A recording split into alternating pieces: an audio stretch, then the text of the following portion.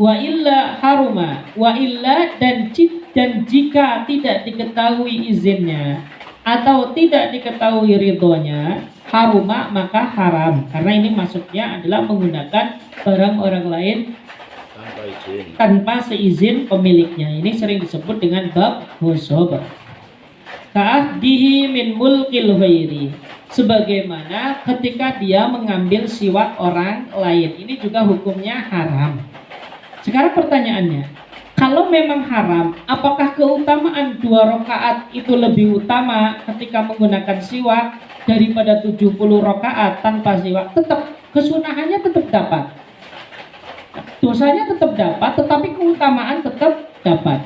Sebagaimana ketika kita sholat jamaah, tetapi yang digunakan adalah baju orang lain, keharaman memakai bajunya kita tetap dapat dosa, tetapi fadilatul jamaah yang 27 derajat juga tetap didapatkan. Berarti imbang, ya terserah imbang atau tidak itu bukan urusannya Tuhan. Tapi kita berbicara tentang fikih ya. Fikih itu adil. Ketika menghukumi haram ya haram dalam segi pakaian ya tidak ada kaitannya lalu dengan bab sah dan tidaknya sholat. Ini berbeda.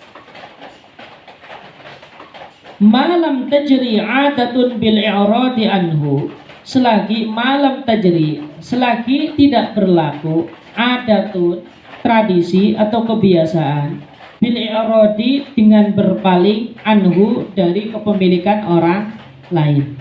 Maksudnya kayak gini, mengambil milik orang lain, dalam hal ini dicontohkan dengan mengambil siwak milik orang lain, itu adalah hukumnya haram. Haram ini terjadi ketika barang yang kita ambil itu adalah barang yang memang secara umum itu masih dikehendaki oleh pemiliknya. Tetapi kalau barang yang secara umum itu sudah tidak dikehendaki oleh pemiliknya, maka ketika kita mengambil itu nggak jadi masalah. Contoh misalkan kita menemukan barang bagus tapi di tempat sampah di depan rumah, maka ini kan secara umum yang namanya barang ketika ditaruh di tempat sampah berarti kan pemilik sudah tidak ingin menghendaki lagi. Maka ketika kita mengambil atau memanfaatkan barang tersebut, ini tidak jadi masalah. Ini maksud malam tajri adatun fil i'radi anhu. Wa yukrahu lis-shaimi ba'da zawali, dan dimakruhkan bagi orang yang sedang berpuasa ba'da zawali, setelah tergelincirnya matahari. Maksudnya siwakan ini dimakruhkan bagi orang yang sedang berpuasa setelah tergelincirnya matahari, yaitu berarti setelah waktu sholat zuhur. Sebab matahari tergelincir itu setelah waktu istiwa. Maka setelah sholat zuhur itu dimakruhkan bersiwak bagi orang yang sedang berpuasa. Illam yatahayyar famuhu binahwi naumin, kalau memang mulutnya tidak berbau, tidak mengalami perubahan bau sebab tidur. Tetapi ini, kalau pendapat daripada musannaf seolah-olah makruhnya tersebut ketika mulutnya tidak bau. Tetapi kalau mulutnya bau, maka itu tetap disunahkan meskipun ba'da zawal. Ini adalah pandangan musannaf. Tetapi yang menjadi muktamad di dalam mazhab Syafi'i itu bagi orang yang berpuasa itu disunahkan untuk tidak bersiwak meskipun mulutnya bau. Kenapa? Karena memang dasarnya adalah hadis baginda Rasulullah sallallahu alaihi wasallam, la khulufu famis shaimi atyabu indallahi min rihil miski. Khuluf itu adalah bau yang keluar daripada mulut seseorang. Jadi bau mulut yang keluar daripada orang yang sedang berpuasa itu jauh lebih wangi di hadapan Allah min rihil miski, daripada bau atau harumnya minyak misik. Karena memang dasar hadis ini sehingga tetap dimakruhkan ba'da zawal. Kalau qabla zawal itu tidak dimakruhkan. Ya, di sini yang menjadi titik tekan itu apa? Kenapa ada perbedaan ba'da zawal sama qabla zawal? Sebab secara umum mulut itu akan berubah itu setelah mengalami waktu 6 jam ke atas. Itu akan mengalami perubahan.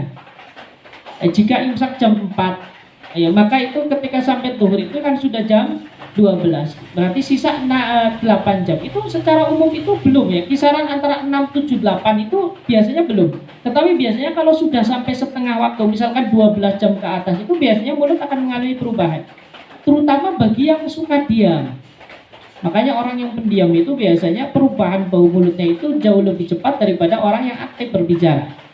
Nah, itu di situ. Maka solusi biar mulut tidak mengalami perubahan itu ya sering-sering itu berbicara atau sering membaca Al-Qur'an. Nah, itu adalah cara. Famad madatun fastinsyaqun lil ittibai. Lalu kemudian sunnah yang ketiga itu adalah madmadah, yaitu berkumur-kumur. Fal istinsyaqun dan juga istinsyak. Istinsyak itu memasukkan air ke hidung. Lil ittibai, karena mengikuti sunnah baginda Rasul sallallahu alaihi wasallam.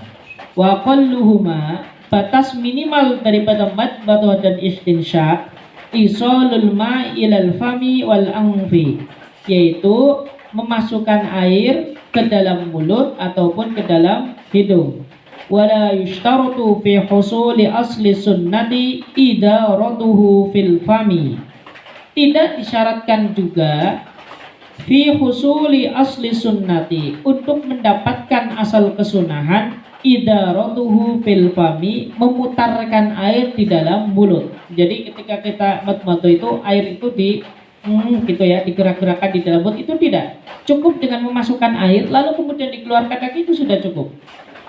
Wabajjuhu minhu wa nathruhu minal anfi, dan juga tidak perlu menyemburkan air keluar ataupun mengeluarkan air yang telah dimasukkan daripada hidung. Tetap kesunahan itu tetap kita dapat hanya dengan memasukkan air ke dalam mulut ataupun ke dalam hidung. Ini kesunahan aslus sunnah. Tetapi kalau ingin idealnya, sempurnanya adalah ketika air tersebut dimasukkan ke dalam mulut, ya maka kita harus memutar-mutarkan air tersebut di dalam mulut.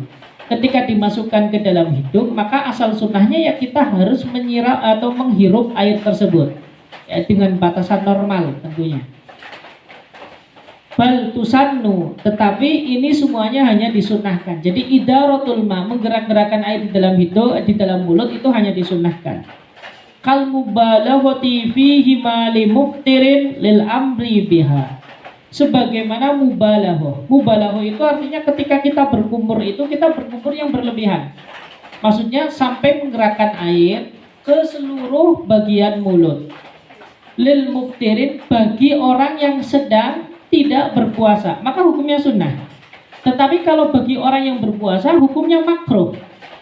Jadi wudunya orang berpuasa ketika berkumur itu tidak boleh berlebihan. Tetapi kalau wudunya orang yang sedang tidak berpuasa, disunahkan berlebih-lebihkan di dalam berkumur.